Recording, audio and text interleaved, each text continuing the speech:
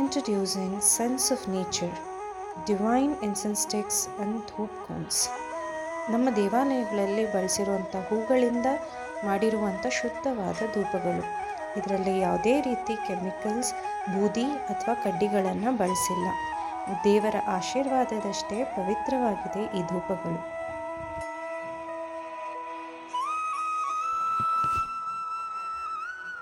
ಹೇಗನ್ನಿಸ್ತಿದೆ ನಮ್ಮ ಮೋದಿಕೇರ್ನ incense sticks? Feels divine. Feels wow. Peaceful I feel. Feel calm. Relaxed. Not irritating. Peaceful. Mild. Nice aroma. Refreshing.